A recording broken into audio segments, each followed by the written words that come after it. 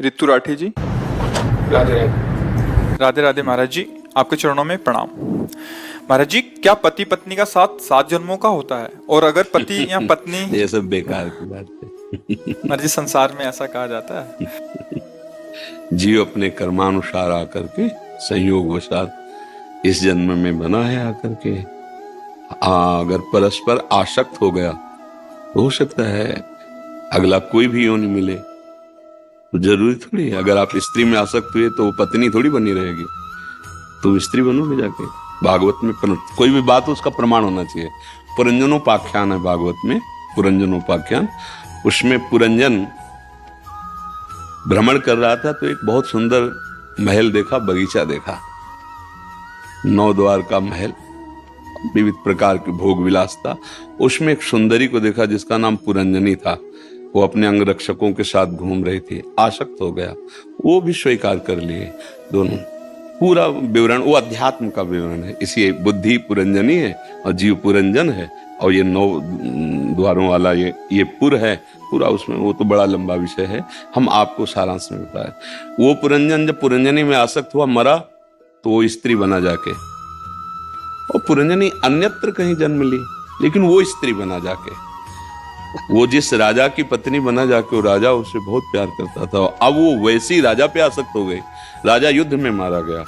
अब वो चिता में, उस समय प्रथा थी, तो चिता में जलने के लिए बहुत विकल थी। तो पीछे से आवाज आई, ऐ सुन, मैं तेरा मित्र हूं, मेरी तरफ देख। तो उसने देखा तो एक बहुत ही सुंदर तेजस्वी पुरुष खड़ा। बोले, मैं तो आपको नहीं जानती हूं।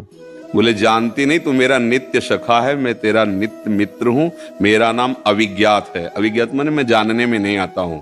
ना तू स्त्री है, ना ये तेरा पति था, तू देख।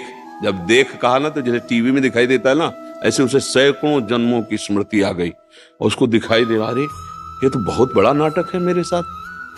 पहले मैं किसी का पिता था, फिर किसी का पुत्र बना, फिर किसी की पत्नी बना, फिर तो मैं कैसे उससे मुक्त हूं। तब वो उनको ज्ञान देते हैं, तो उसको समझ में आता है मैं भगवान का अंश हूं, मैं भ्रम से इस शरीरों में फंसा हूं। तो शास्त्रीय पद्धति के अनुसार ये तो बोले, तो मैं आपका साथ नहीं छोड़ूंगा 7 जन्म तक है। कैसे? जीव अपनी कर्म की गति के अनुसार, अच्छा 7 जन्म तक आप जेल जाओगे, भले हो आपकी पत्नी आपको उसको जेल में रखने देगी क्या? कि आप बहुत दोनों प्रेमी जोड़ा हो, आपने कसम खाई है कि 7 जन्म तक, और फिर क्या जन्म जन्म तक, ऐसे नहीं कहते?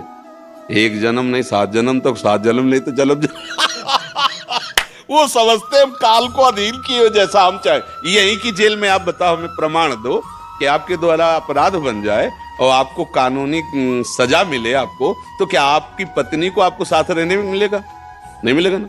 पत्नी हत्या कर दे किसी की और वो जेल जाए तो आपको साथ रहने को मिलेगा क्या? तो यही तुम 7 जन्म नहीं निर्वाह कर पा रहे तो आगे क्या बात? बोलो, फेल हुआ ना ये बात 7 जन्म वाली। आगे तो अलग बात, पत्नी अच्छे कर्म करेगी तो स्वर्ग जाएगी, तुम गलत कर्म करोगे तो नरक जाओगे। वो क्या बनेगी, वो क्या, अलग अलग खेल। एक महात्मा में दृष्टांत में बताया था कि एक गांव के परिवार में संत जन आया करते थे। तो पत्नी बड़ी श्रद्धावान थी, वो सत्संग सुना करती थी। पत्नी के ऐसे भाग्य थे कि पति बहुत ही बहिर्मुख, इधर उधर आचरण करने वाला। पत्नी ने तो गुरु बनाया, नाम जप करना ऐसा, और पति तो बार बार प्रार्थना करते कि देखो हमारे गुरुदेव भगवान आते रहते हैं, आप उनसे मंत्र ले लीजिए, बिना भजन का जीवन व्यर्थ का जीवन होता है ऐसा।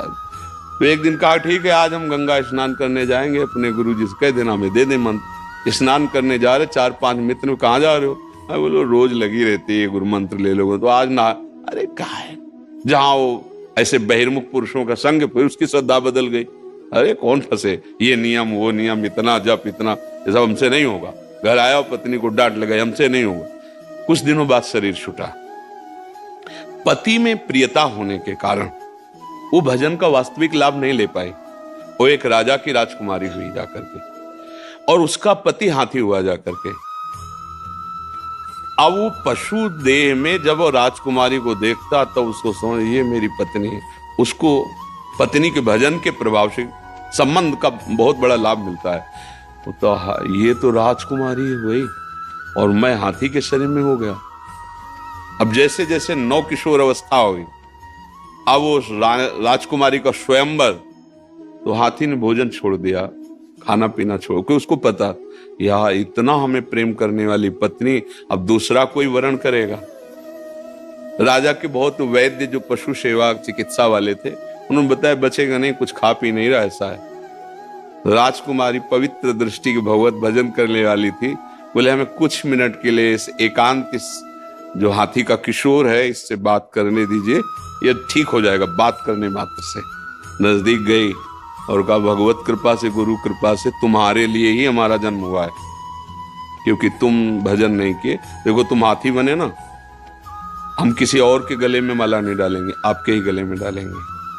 पर अब आप जो गुरु मंत्र हमें मिला था वो हम आपको दे रहे हैं। अब चुपचाप जो मंत्र आपको हम सुनाई दे रहे हैं उसका आप जैसे बने तैसे चिंतन करो और भोजन शुरू करो। हम इतना भजन करेंगे कि अब आपको भी ले जाएंगे भगवत धाम में। वो राजकुमारी बनी, वो हाथी बना। पर भजन का फल ये था कि दोनों का पुनः संयोग हुआ। तुम्हारे केवल कहने से नहीं होगा कि हम साथ जिएंगे, साथ मरेंगे। जब यहाँ की जेल में साथ कितना मिलना होता है, आप अंदर से और वो बाहर से, वो भी वहां खड़े हुए हैं, समय पूरा हुआ खत्म, कह दो नहीं एक दिन नहीं मिलेगा आपको। ऐसे ही तो हमारा भारतीय कानून है, फिर वैदिक सिद्धांत, और जो जो कर्म करोगे एक एक क्षण का मिलेगा। तो हमारे अध्यात्म मार्ग के अनुसार ये झूठी बात है, इसमें कोई दम नहीं। देखो हम सब भगवान के अंश, जैसे तरंगे होती है ना समुद्र की, ऐसे हम तरंगे हैं। आप अगर इनमें भगवत भाव करें और ये आप में भगवत भाव करें तो दोनों सदा के लिए एक जगह जा सकते हैं।